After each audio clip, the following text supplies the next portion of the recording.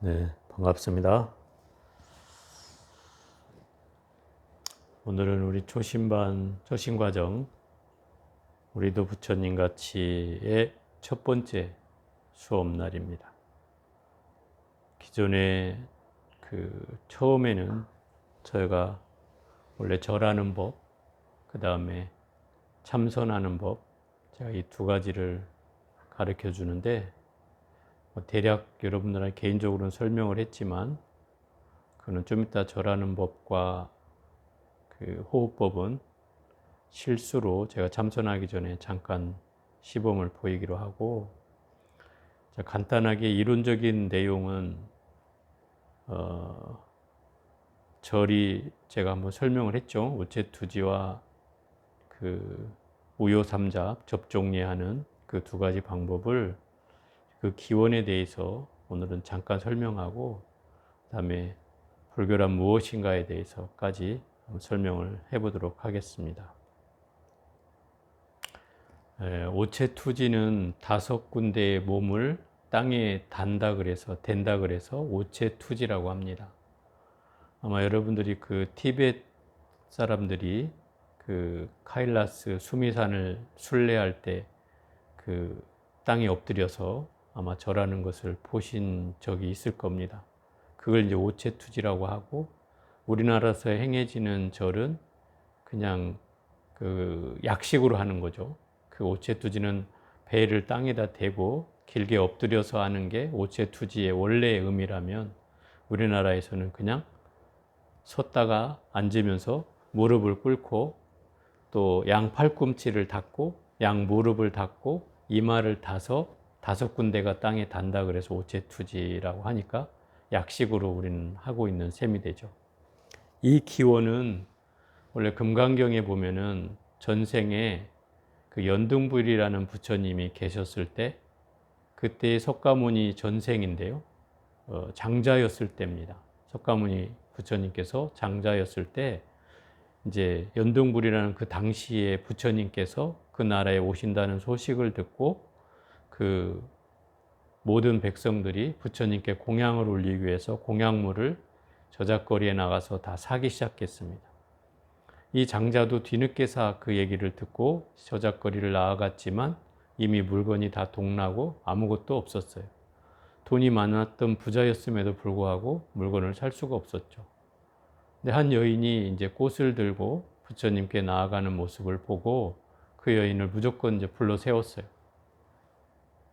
이보시오, 저에게 이 꽃을 좀 파시오, 이렇게 얘기한 거예요. 근데 이 여인이 팔고 싶지 않은 마음이 더 컸는데 말을 이제 이렇게 하죠. 황금을 주면 몰라도 제가 이걸 왜 팝니까? 이렇게 얘기한 거예요. 그 말에 이제 이 장자는 번뜩 기가 뛰어서 주머니에 있던 황금 500냥을 꺼낸 거죠. 그 여인은 깜짝 놀라는 거죠. 자기는 사실은 안 팔고 싶어서 그 말을 한 얘기였는데 황금을 꺼내니까 말을 내뱉어놓은 말이 있어서 또 줘야 될 것 같고, 그래서 그 꽃을 5송이를 이제 먼저 주는데 이제 조건을 겁니다. 그 장자가 너무나 멋있게 잘생겼고, 또 그 장자를 보면서 마음이 일었어요, 이 여인에게. 그래서 여인이 뭐라고 하냐면, 이 생이 아니라도 줬어. 다음 생에라도 나하고 결혼하겠다고 약조를 해주시오. 그러면 내 꽃을 드리리다. 이렇게 된 거죠. 그 말에 이 장자는 또 거절하지 않고 흔연한 마음으로 줬어. 내가 다음 생이라면 충분히 약속할 수 있어. 다음 생에 당신과 만난다면 꼭 결혼을 하겠소. 이렇게 약조를 하고 그 5송이를 받아들고 부처님께 나아갑니다. 부처님은 이미 그 백성들로 다 둘러싸여 있어서 공양물을 어떻게 전할 방법이 없었어요. 그 사람들이 막 공양물을 막 던지는 거예요, 부처님한테. 그래서 이 장자도 부처님을 향해서 힘껏 이제 꽃을 던졌어요. 근데 모든 공양물은 다 떨어졌지만 땅바닥에 이 장자가 던진 꽃은 부처님 앞에서 공중에 이렇게 떠 있는 거죠. 그 모습을 본 부처님께서 그 장자를 향해서 뚜벅뚜벅 걸어오게 됩니다. 그래서 그 많은 인파가 갈라지고 장자와 부처님과 마주 섰을 때 장자가 보니 바닥에 웅덩이가 파여 있고 거기 물이 있는데 맨발로 걸어오시는 부처님이 그 웅덩이에 빠질 것을 염려하여 자기가 거기를 엎드리게 되는 거죠. 엎드리고 나서 손을 받치고 또 머리까지 풀어 헤친 뒤에야 그 웅덩이를 덮을 수 있었어요. 그리고 나서 부처님께 저의 몸을 밟고 지나가십시오. 이렇게 해서 부처님이 훈연한 마음으로 그 손과 발을 등을 짚고 그 장자를 지나치게 됩니다. 그러고 나서 이 금강경에 나오는 말처럼 장자에게 수기를 주는 거죠. 수기란 부처님께서 이 장자의 미래를 예언해 주는 걸 수기라고 합니다. 그 수기에서 뭐라고 하냐면 장자는 10억 겁이 지난 후에 석가모니라 불리는 부처가 되리라. 이런 이제 수기를 주는 거죠. 그때 오체투지를 한 것이 인연이 되어서 그 오체투지의 기원이 여기에서 발생하는 겁니다. 부처님께 웅덩이를 사실은 빠지지 않게 하기 위해서 그 장자가 엎드린 그 내용이 그 지금의 현재 오체투지의 기원이 되었고, 우리나라는 이것을 약식으로 그냥 무릎을 꿇은 채 하는 것이 이제 오체투지의 형태로 지금까지 전해져 온 거죠. 이게 첫 번째 부처님을 존경하는 방식이었다면, 두 번째는 경전에 수도 없이 표현되는 말이 그 우요삼잡하라. 모든 경전에 잘 나옵니다. 그 우요삼잡이라는 말은 부처님이 앉아 계신 곳에서 또는 서 계신 곳에서 오른쪽 허리를 끼고, 부처님이 서 있는 저하고 마주 서고 있다면은 부처님의 오른쪽이니까 제가 봤을 때는 왼쪽이 되겠죠. 그래서 왼쪽에서 시계 방향으로 부처님을 세 바퀴를 도는 게 우요삼잡이라고 그래요. 그리고 나서 부처님 발 아래 내 머리를 대고 절을 올리는 것을 접종례라고도 합니다. 이 형태는 제가 인도를 갔을 때 인도의 불자로부터 제가 그런 절을 한번 받아봤거든요. 근데 인도 사람들은 힌두교가 거의 90%고, 물론 지금은 이제 많이 이슬람도 늘어났지만 한 50%, 60%는 이제 힌두교 신자고, 불교 신도는 뭐 몇 프로도 안 됩니다. 한 5% 정도 안 돼요. 그냥 불자를 만나기란 쉽지 않은데, 그 인도에 가서 불자들이 스님께 하는 예가 바로 그렇게 합니다. 부처님한테 했던 방식으로.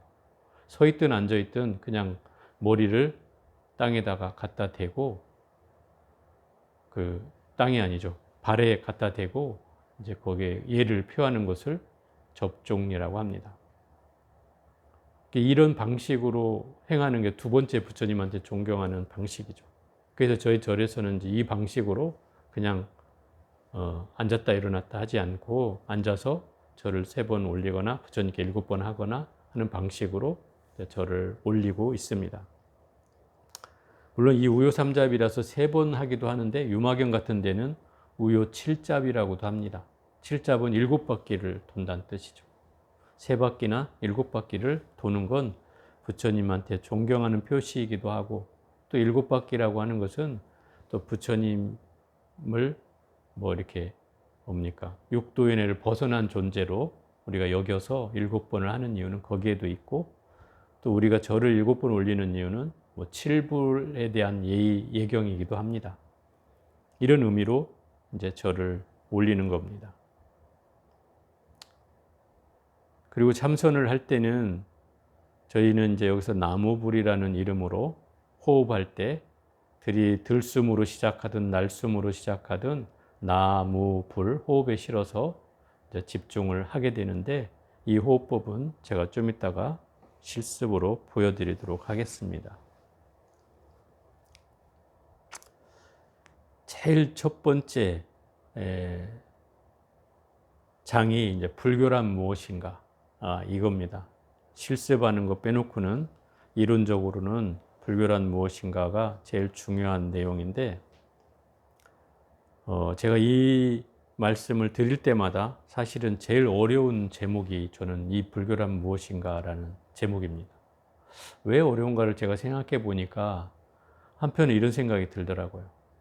예를 들어서 숲속에 들어가 있는데 숲을 설명하라고 하면 마치 숲 안에는 내가 볼 수 있지만 숲 밖은 못 보지 않겠습니까? 그와 같은 이치인 것 같아요. 나는 이미 절 안에 들어와 있고 불교를 열심히 공부하고 있고 수행하고 있는데 불교가 뭐냐라고 물으면 이 전체를 설명하는 일은 또 쉽지는 않은 것 같습니다. 그런데 어쨌든 초심자를 위해서 제가 아는 만큼 설명해 보겠습니다. 이 불교라고 하는 것은 한마디로 정의하기는 어렵습니다. 어떤 분은 이제 부처님의 가르침이 불교다 이렇게 표현하기도 하고 또는 붓다의 가르침, 깨달은 자의 가르침, 깨달은 사람의 가르침 이렇게 얘기하기도 합니다. 또는 불교를 다른 종교와 비교한다면 불교는 종교 이전에 깨달음을 상징하는 말이 이미 부처님 가르침에 들어있기 때문에 깨달음의 종교라고도 할 수 있습니다. 결국은 불교는 무엇인가 라고 얘기한다면 마음을 닦는 가르침을 설하는 종교라고 정리를 할 수 있을 것 같습니다. 부처님 가르침 가운데 팔만대장경이라는 가르침이 우리나라에는 전해져 오고 있고 지금 저 해인사 팔만대장경이 보관돼 있죠. 그 경전에 수없이 팔만대장경이라는 말은 숫자도 8만 권에 이르지만 되게 많다는 의미로서 팔만대장경이라고 씁니다. 그만큼 부처님 말씀이 이렇게 많은데 과연 이 내용들의 핵심은 무엇일까? 사실은 좀 의구심이 가기도 하고 의문이 되기도 하는데 이 팔만대장경을 단 한자로 요약하라면 저는 단언컨대 마음심자 한자로 요약할 수 있다. 이렇게 얘기할 수 있습니다. 그 얘기는 무슨 얘기냐면 이 팔만대장경의 가르침은 결국 깨달음으로 안내하는 안내서와 같은 책이다. 모든 경전이. 그 깨달음은 결국 마음을 닦는 걸 설명하는 것이고 마음을 어떻게 하면 꿰뚫어서 마음을 평안히 유지할 수 있는지를 설명하고 있는 것이 바로 이 대장경의 가르침이라고 얘기할 수 있다. 이런 거죠. 부처님께서는 2600여 년 전에 인도라는 땅에서 태어났습니다. 물론 지금으로 치면 정확히 지명은 네팔에 속하지만 룸빈이라는 곳은 카필라국이라는 당시에는 인도였습니다. 카필라국이라는 나라에서 태어났고 그 나라는 아주 작은 소국의 하나였고 거기에 왕자로 태어났습니다. 아버지가 40살이라는 아주 나이가 그때 당시로 치면 40살이면 지금 우리나라로 나이로 치면 거의 한갑에 가까운 나이입니다.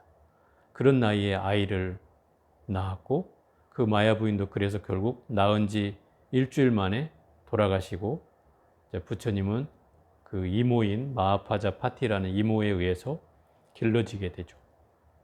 그래서 어머니를 어렸을 때부터 이미 보지 못했기 때문에 이 아이는 되게 사색을 즐기는 아이로 성장하게 되고 늘 시간만 나면 숲속에 앉아서 고요히 명상하는 걸 즐겼습니다. 누가 가르쳐 준 것도 아닌데 그런 흐름을 즐겼죠. 근데 그 아버지는 이제 걱정이 되기 시작했어요. 아이가 왕자 수업은 물론 안 시킨 건 아니지만 시간만 나면 어디 숲속에 들어가서 고요히 있으니까 그걸 염려해 가지고 아이를 이제 그 쾌락의 늪으로 빠뜨리죠.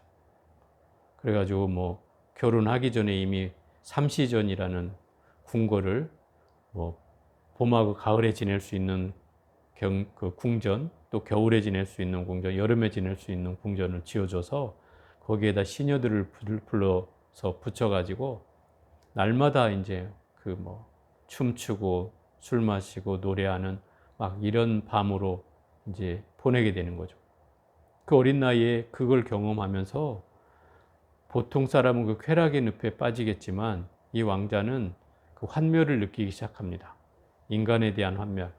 그 아름다웠던 그 궁녀들이 술 먹고 널브러져서 자고 있는 모습을 보면서 아, 이게 참 사람의 그 아름다움과 추함은 이 한순간의 경계에 있구나라는 걸 알게 되죠. 그래서 더더욱 이 출가의 결심을 하게 됩니다. 그래서 20살이 넘었을 때 그 아버지인 정관왕에게 출가를 하겠다고 말씀을 드렸어요. 아버지는 너무 놀랬죠. 그래서 그런 조건을 걸었어요. 태자인 시달타 태자가 출가를 허락을 안 하자 나한테 만약에 아버지가 출가를 허락하지 않는다면 나의 그 조건을 들어줘라 그런 거죠. 그 조건이 뭐냐? 이렇게. 죽지 않는 방법을 가르쳐 주십시오. 이렇게 얘기하는 거예요. 어떻게 하면 죽지 않습니까? 아버지가 해결해 줄 수 있어요? 생로병사를 해결해 주십시오. 그러면 제가 출가하지 않겠습니다. 이렇게 얘기하는 거죠. 근데 아버지가 대답해 줄 수가 없어요. 그러자 이제 아버지는 이 아들을 감시를 하게 되죠. 그때부터. 그리고 빨리 이제 여인을 간택해서 장가를 보내게 됩니다. 그래서 이제 그 야쇼다라는 공주와 결혼을 하게 되고 거기에서 이제 라울라라는 아들이 탄생하게 되는데 이 라울라는 장애라는 뜻을 가진 이름입니다. 왜 장애라고 했을까요? 내가 출가를 하는데 장애가 되는 걸림돌이 아들이 될 수 있다는 의미로 아들이 낳았다는 소식에 오 라울라여 하고 외쳤다는 말이에요. 거기에서 이름이 유래가 돼서 라울라라고 붙였는데 어쨌든 아들이 낳았다는 소식을 듣고 그 아들을 가서 끌어안는 게 아니고 그날로 출가를 하게 되는 겁니다. 마부인 그 찬타카라는 마부를 데리고 궁궐을 담 넘어서 말을 타고 담을 넘었다는 거예요. 그래서 궁궐이 얼마나 작았길래 말로 넘을 수 있는가를 제가 그 룸비니 가보면 카필라 성을 가봤어요. 가봤는데 그렇게 넓지 않아요. 성이. 아주 작은 나라였다는 걸 알 수 있고 뭐 담장이라고 해봐야 아마 낮은 곳은 높은 곳은 못 넘었겠지만 낮은 곳은 충분히 말로도 넘을 수 있는 그런 곳이었어요. 그래서 거기서부터 히말라야 산자가라까지 다가가서 거기에서 이제 그 마부인 찬타카를 말과 함께 자기가 입고 있던 옷과 폐물을 다 장신구를 그 마부에게 주고 자기는 사냥꾼과 옷을 받고 있고 그리고 숲속으로 들어갑니다. 이미 마부는 이제 그 데리고 다시 돌아가서 그 왕에게 그 출가의 사실을 알렸죠. 왕은 그날부터 식음을 전폐하고 알아누웠어요. 근데 뭐 이미 떠난 말을 어떻게 하겠어요. 그래서 그때로부터 부처님은 그 누굽니까? 그 쾌락의 그 수행자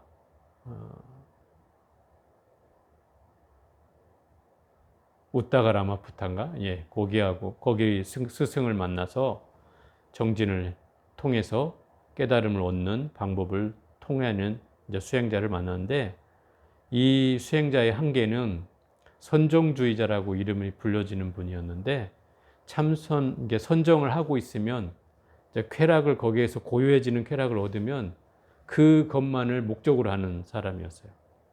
근데 평상시에 또 깨어나면 괴로움이 또 찾아오고 또 수행할 때만 뭔가 고요해지는. 근데 이미 그런 단계를 그 시다를 태자는 이미 넘어선 단계였기 때문에 그걸 해보면서 의미가 없다는 걸 알았어요. 그래서 이미 그 스승을 떠나서 그 고행주의자라고 하는 알라라 카라마라고 하는 고행주의자 스승을 만나서 이제 고행을 시작했어요. 그 고행주의자는 고통을 통해서 뭔가 자기의 마음을 극복하는 그런 수행 방법이었는데 그 고통은 다 나름대로 다른 방식이었어요. 똑같은 고행을 하는 게 아니고 어떤 분은 막 모판 위에서 서 있으면서 고행을 한 사람이 있고 어떤 사람은 물구나무를 서서 고행하는 사람이 있고 어떤 사람은 뭐 여러 가지 방식으로 고행을 하는데 부처님은 그때 단식을 선택한 거죠. 그래서 물 한 모금 쌀 한 토를 먹으면서 이제 6년이란 세월을 이제 고행하게 되는데, 우리가 알고 있는 부처님의 그 해골 모양으로 등장하는 그 고행상이 바로 그 6년 고행상을 통해서 얻어진 결과예요. 6년을 고행을 했지만 특별히 뭔가 마음이 평안해지지 않았고, 부처님이 이미 이 고행으로는 결국 성불할 수 없다는 사실을 아시고 그걸 이제 포기해요. 근데 이미 그 아버지 정반왕이 아들을 걱정해서 내 사자를 보냈어요. 해마다. 이 사자를 보냈는데 그 사자들이 그 시달타 태자가 고행하고 있는 곳에 찾아가서 같이 다 삭발을 하고 같이 고행을 하게 된 거예요. 5명을 보냈는데 5명이 다 거기에서 삭발을 하고 같이 수행을 하고 있는 거죠. 그러니까 소식을 알 길이 없는 거죠. 소식을 알려고 보냈는데 다 출가해서 수행자가 됐으니까요. 근데 그 5명이 같이 함께하던 수행자들이 부처님이 고행을 포기하고 그 내란자라 니련사나라고 되어 있는 강가에 가서 목욕제계를 하고 이제 그 고행을 포기를 선언하자 5명은 다 떠나버렸어요. 왜냐하면 부처님이 이미 타락한 고행주의자라 그래서 고행을 포기했다는 이유로 같이 수행하지 않고 떠나버렸죠. 근데 부처님은 돌아와서 이제 다시금 수행을 하려고 하자 뭐 이미 몸이 뭐 피골이 상접한 상태라 기력이 없었죠. 그래서 그 자리에서 쓰러지게 되고 그 마을의 촌장의 딸인 수자타라는 여인이 우유죽을 타서 부처님께 여러 번 먹이자 부처님의 기력을 회복하고 이제 그 자리에서 그 길상초를 깔고 정진을 하게 됩니다. 그래서 자기 방식으로 수행을 한 끝에 21일 만에 초견성을 하게 되고, 그 경계를 맛보고 나서 자기가 제대로 하는 수행이 맞다는 걸 알고 이제 깨달음을 얻을 수 있는 장소를 떠올립니다. 처음으로 떠올렸던 게 이제 그 보드가야 주변에 전정각산이라는 이제 산이 있어요. 거기엔 동굴이 있는데 그곳에 들어가서 정진을 하리라고 들어가서 정진을 하려고 갔는데 천신들이 막 말립니다. 범천에 천신들이 나타나서 부처님께 막 말리는 거죠. 태자여, 당신이 지금 이곳에서 깨달음을 얻으면 안 됩니다. 부처님은 역대로 깨달음을 얻는 장소가 정해져 있습니다. 그곳에 가야 됩니다. 이렇게 되는 거죠. 그래서 당신이 이제 부처님께서 떠올려 보니까 자기가 지금 와 있는 장소가 정확한 장소가 아니었던 거예요. 그래서 다시금 이제 보도가야로 가려고 하니 그 산에 신이 나타나서 부처님이 여기에 깨닫고자 오셔놓고 왜 그냥 가려고 하느냐. 여기에 그림자라도 좀 남겨놓고 가라. 그래서 부처님이 거기다 그림자를 남겨놨다 그래서 거기에 굴 이름이 유영굴이라 그래요. 나물유, 그림자영, 동굴굴자죠. 그걸 전정각산이라 그래요. 그러니까 부처님께서 깨달음을 얻기 전에 머물렀던 그런 산이었다는 뜻이죠. 그래서 다시 보드가야로 내려가서 보드가야의 보리수나무 아래에서 이제 깨달음을 얻게 되고 그곳에서 이제 49일을 머물게 됩니다. 그 깨달음이라는 것은 결국 자성을 보아서 자기 스스로를 깨쳤다는 뜻입니다. 깨달음이라는 건 바로 그런 말이에요. 뭔가 없는 사실을 본 게 아니고 불교에서는 그거를 견성이라고 표현하거든요. 견성, 성품을 보았다는 뜻이죠. 없는 것을 보았다는 게 견성이 아니고 내 안에 존재하는 성품을 알게 됐다는 거죠. 그게 견성이에요. 그러니까 뭐 창조를 해서 만들어낸 것이 아니라 이미 존재하는 사실을 알게 됐다는 거죠. 그래서 부처님이 말하는 게 성품을 보아서 깨달았다는 표현도 쓰지만 그 존재하는 사물의 이치, 존재하는 세계의 원리를 또 깨달았다고도 표현한다. 그것을 이제 다른 말로 표현하면 연기법이다 이렇게 표현하죠. 이렇게 하면 좀 잘 이해가 안 되는데 더 쉽게 얘기하면 이걸 인연법이라고 하면 더 이해가 쉬울 것 같습니다. 인연법이란 결국 원인과 조건이 인연이란 뜻이에요. 우리 인연이란 말은 되게 운명론적으로 받아들이는 사람들이 있는데 운명론이 아니라 인연은 필연이란 뜻이에요. 필연이라는 말은 무슨 말이에요? 반드시 어떤 정해진 이치가 있다 이런 뜻이죠. 그런데 이거를 이제 어떤 사람은 운명론적으로 받아들이는 것이 정해졌다 하니까 반드시 뭐 만날 인연이 있어서 그랬겠지 이렇게 생각하지만 사실은 인연이란 말에는 이미 원인과 조건이란 뜻이 담겨져 있기 때문에 그 원인은 우리가 보통 씨앗을 뿌리는 것을 원인이라고 하겠죠. 그죠? 씨앗을 뿌려진 걸 원인이라고 한다면 그걸 가꾸는 것이 조건이에요. 그죠? 물을 많이 주고 햇볕이 많이 닿아지고 거름을 많이 주면 훨씬 잘 자라겠죠. 근데 반대로 거름을 주지 않고 물도 주지 않고 또 조건을 성숙하게 햇볕도 충분치 않으면 잘 자라지 않겠죠. 그건 조건에 따라서 달라질 수 있다는 말입니다. 물론 원인도 어떻게 심느냐에 따라서 또 달라지기도 합니다. 어쨌든 부처님은 이 인연법을 깨달았다는 거고 결국 그 견성을 한 상태로 이 불교가 처음으로 시작되는 거죠. 부처님은 거기에 49일 동안을 머물면서 깨달음을 정리했고 그 49일 이후에 제일 먼저 이 가르침을 전한 자를 떠올렸는데 제일 먼저 떠올린 사람이 바로 자기가 수행을 배웠던 그 선정주의자 우따가라마푸타와 고행주자 스승이었던 알라락 하라마를 떠올렸어요. 근데 이미 두 사람은 돌아가셨어요. 다. 그래서 다음으로 떠올린 사람이 바로 누구냐면 그 5명의 고행주의자 있었잖아요. 자기 그 누굽니까? 아버지가 보냈던 사자였던 그 5명의 수행자를 이제 떠올려서 그 수행자를 찾아서 이제 떠나는 거죠. 그 수행자가 어디에 있었냐면 그 사르나트 녹야원이라는 곳에 머물고 있었어요. 그래서 그곳에 부처님이 걸어서 친히 뭐 열 며칠을 걸려서 거기를 찾아갑니다. 그래서 그 5명의 제자들은 이미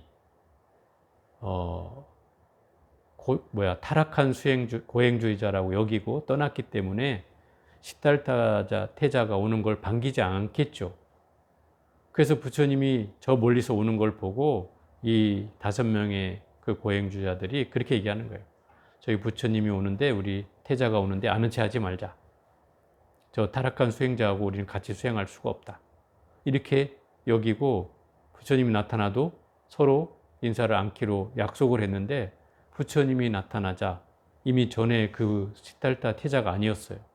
이미 부처님이 되어서 나타나는데 벌써 후광이 드리워져 있고 뭔가 다른 어떤 느낌을 받았던 이 5명의 고행주자들은 누구랄 것도 없이 저절로 일어나서 부처님께 예를 갖추게 됩니다. 자기들도 모르게 절을 하게 되죠. 그 자리에서 이제 부처님이 선언을 합니다. 나는 열애가 되었다. 나는 연기법을 깨달아 이 부처가 되었다. 이걸 선언을 합니다. 그 제자들 앞에서. 그리고 그 제자들을 며칠 동안을 법문을 하면서 그들을 깨우침으로 인도합니다. 그래서 이 5명을 다 깨닫게 합니다. 이게 이제 불교의 시작점입니다. 처음으로 제자가 5명이 생기는 것이 불교가 시작됐다는 뜻입니다. 부처님의 가르침이 있고 부처님이 있고 부처님을 따르는 수행자가 생기면 이걸 이제 불교 교단이 생겼다는 의미이기도 하죠. 물론 이로부터 뭐 불교의 수행자들이 늘어나기 시작하지만 불교의 출발은 여기서 일어나게 되는 겁니다. 이걸 이제 초전법륜이라고 표현하는데 처음으로 부처님의 가르침을 법의 바퀴를 굴렸다. 법을 전했다. 이런 의미로 초전법륜이라고도 합니다. 이렇게 이제 전해지는 게 부처님의 가르침인데 그 조가 선생의 말을 좀 빌려서 설명을 하자면 그 중국의 유명한 그 선사 중에 조가 선사라고 있었어요. 이 조가는 세조자 둥우리과자 써서 세둥지 스님이라고 불리는 스님이었는데 왜 조가선사라고 이름을 불렸냐면 이분의 본명을 모르고 이분이 나무 위에서만 평생을 사셨기 때문에 조가선사라고 불렸어요. 나무에다가 널판지를 이제 대고 그 위에서만 지냈는데 땅을 내려오지 않고 30년을 사셨다는 거죠. 그래서 이 일대에서는 그 조가선사가 아주 큰 스님으로 도가 높은 스님으로 유명했었는데 그 백낙천이라는 그 거사가 낙향을 해가지고 고향에 돌아와서 이제 뭡니까 그 어디 마음 둘 곳을 찾다가 마을 동네 사람들이 얘기하기를 그 뭡니까 이 마을에는 그 조가선사라는 도인이 살고 계신다는 소리를 듣고 당신이 이제 마음 공부를 하고 싶어서 이 조가선사를 찾아갑니다. 근데 조가선사를 찾아갔더니 조가선사가 나무 위에서 꾸벅꾸벅 졸고 있는 거예요. 그러니까 이 백낙천이 생각하건대는 아니 도가 높은 고승이라면서 저렇게 꾸벅꾸벅 졸고 있지? 저 고승이 아닌 것 같은데? 이러면서 왔다 갔다 하고 있었던 거예요. 그래서 아는 체를 좀 인기척을 해야 되나 어째야 되나 막 이렇게 고민하고 있는 차에 그 인기척을 느낀 스님이 이제 묻는 거죠. 그 아래 누구요? 이렇게 물으니까 나는 지나가는 그 거사 백낙천이라고 합니다. 무엇 때문에 왔어? 그러니까 저는 당신이 큰 스님이라고 해서 왔더니 응? 앉아서 꾸벅꾸벅 졸기나 하고 큰 스님이 아닌 것 같은데 내가 뭐 물어볼까 하다가 마음이 나질 않는다 그러니까 뭐 그러면 가든가 이제 그러는 거죠. 그 말에 이제 또 마음이 또 동해가지고 물어요. 대체 불교가 뭐요? 라고 이제 이렇게 물었어요. 근데 이 조가선사가 뭐라고 대답하냐면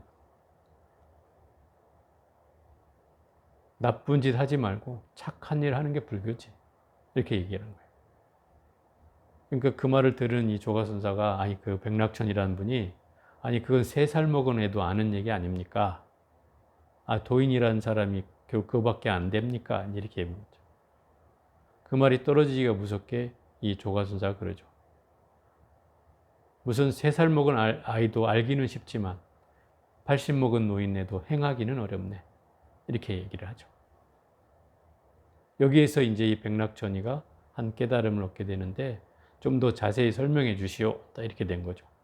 그러자 이제 이 조가선사가 개송을 하나 엎습니다. 재앙막작 중선봉행 자정기 시제불교라. 모든 악을 그치고 모든 선을 받들어 행하라. 그 마음을 깨끗이 하는 것이 바로 모든 부처님의 가르침이니라.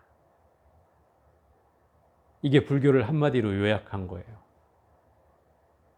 물론 선악을 악을 그치고 선을 행하는 것은 모든 종교의 기본이겠죠. 이건 종교가 보편적으로 똑같다는 의미이고 3번째 구절인 그 마음을 깨끗이 하는 것, 그것이 바로 모든 가르침, 부처님의 가르침이다.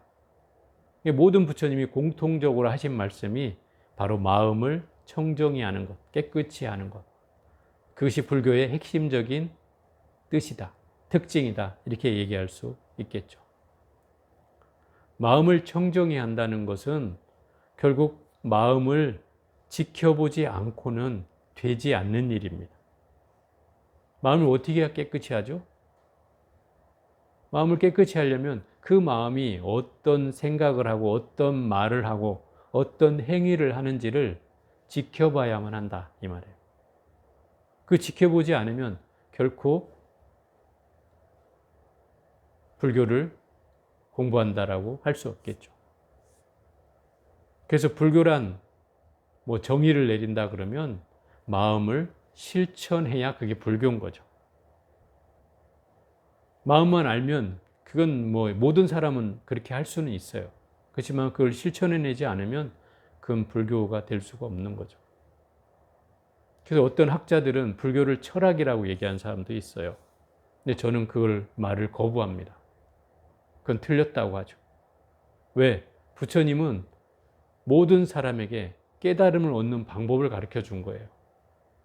깨달음을 얻는 방법이란 결국 마음을 알아채는 거였어요. 마음을 깨닫는 거였어요. 그걸 알려준 분이 부처님이잖아요. 그럼 그것을 실천해 가면 그게 불제자인 거죠. 결국 불교라고 하는 건 마음을 실천해서 깨달음으로 나아가게 하는 가르침이란 뜻이죠.